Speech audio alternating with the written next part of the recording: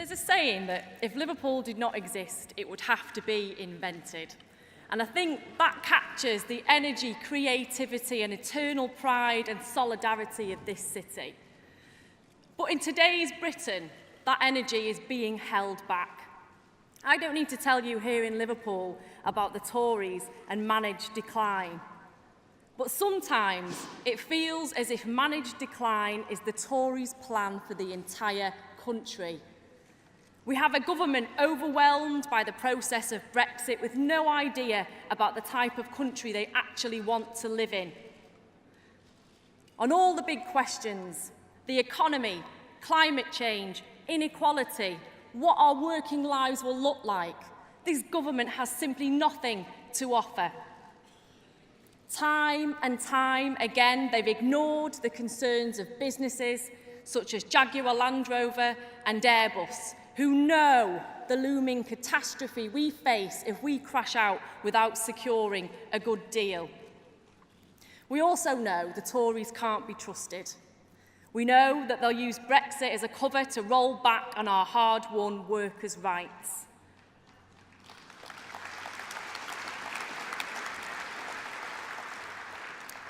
Eight years of Tory government has seen insecurity in the workplace become the norm, and many workers don't have access to basic employment rights.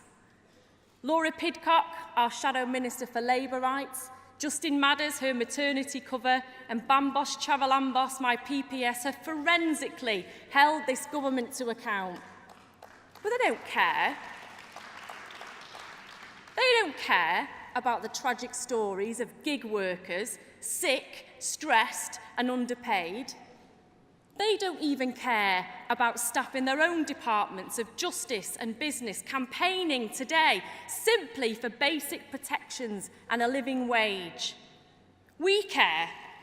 Workers under Labour will get full legal rights such as sick pay, holiday and parental leave and protection from dismissal from day one, even those working in the gig economy.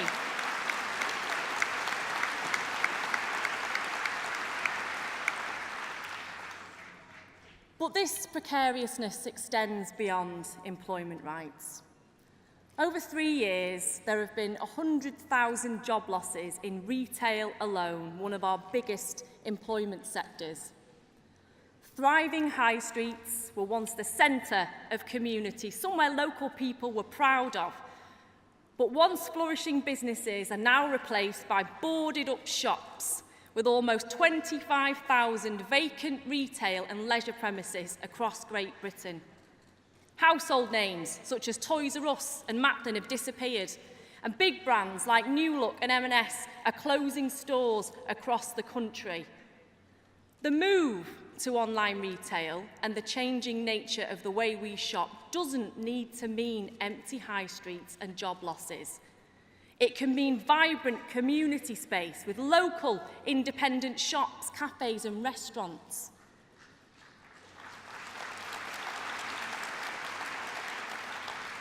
But that will require governmental action to reinvigorate our high streets. Now, some of that action will be long-term changes, such as addressing the imbalance of tax treatment between traditional retailers and online sellers. And that's why my colleague Bill Esterson is convening a cross-departmental task force to look into these complex issues. And Roberta Blackman-Woods will also be leading a planning commission which will enable Labour to create policies that will revitalise our high streets, tackle climate change and environmental protection, as well as giving communities a stronger voice to shape their areas. Together, these working groups will develop a long-term strategy for our high streets.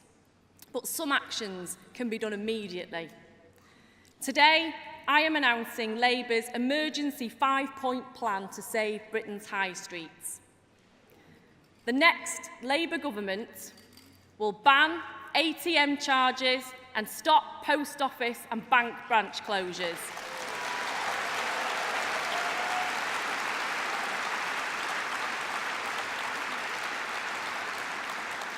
And I want to thank one of our fantastic new MPs, Jed Killen, for championing this issue in Parliament through his private members' bill.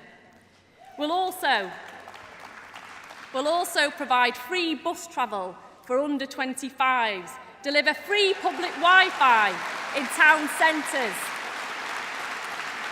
establish a register of landlords of empty shops in each local authority. And finally, on one of the most pressing issues, business rates, we will introduce annual revaluations of rates, exempt new forms of plant and machinery from revaluations, ensure a fair appeals system, and fundamentally review the business rate system to bring it into the 21st century.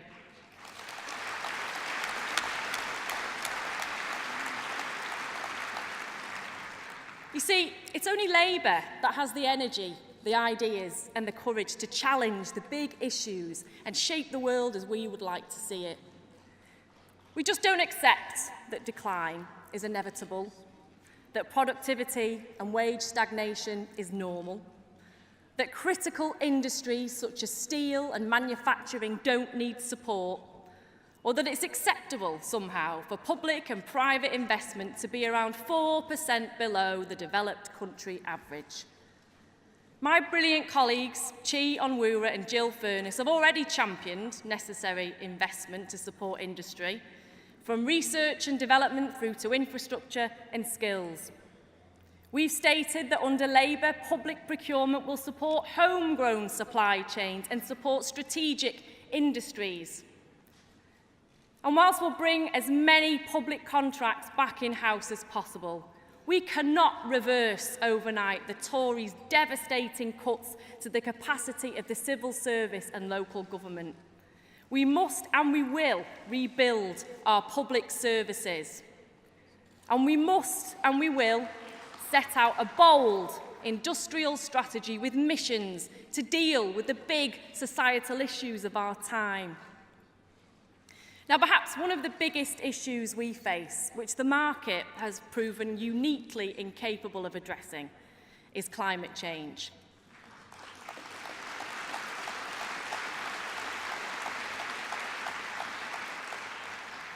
The debate is over.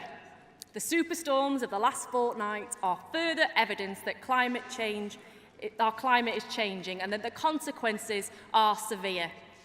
10 years ago, a Labour government passed the Climate Change Act, world-leading legislation binding the government to reduce greenhouse gas emissions by 80% before 2050. But 10 years later, the science is clear. We need to go further and faster to avoid dangerous climate change.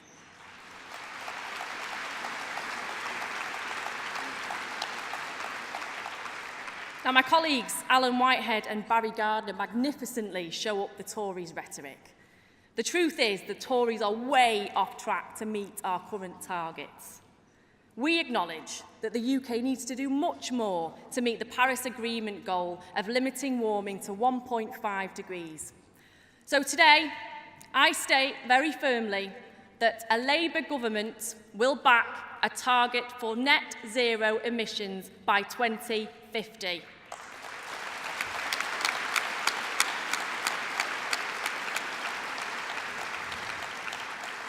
And you know, that's just the start, because targets aren't enough. We need a plan of action. And we've got one. We've been working with an expert team of energy professionals and engineers supported by leading academics.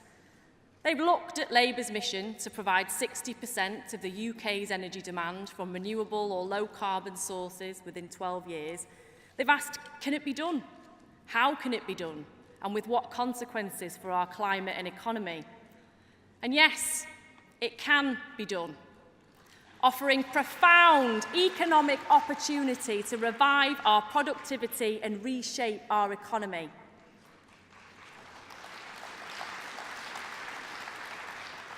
Now, this is just a little taster in the time that I've got.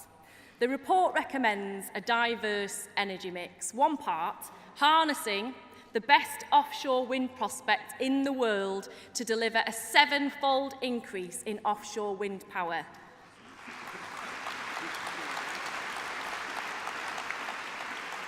Now that's over 7,000 turbines, a massive 52 gigawatts, enough to power 12 million homes.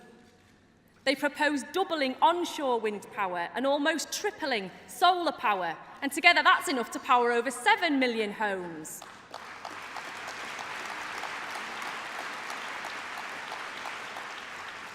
And the report proposes making every single house in the UK a warm, dry, energy-efficient home, eliminating fuel poverty.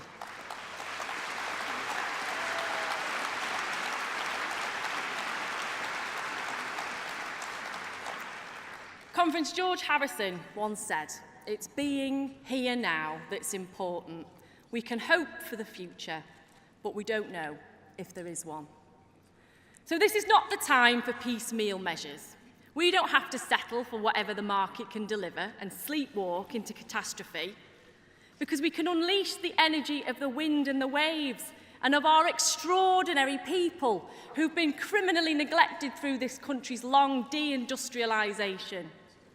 Because for Labour, this is about boosting the fundamental quality of life for millions of people. This is about reinvigorating our towns and communities so that they truly symbolise local pride and prosperity.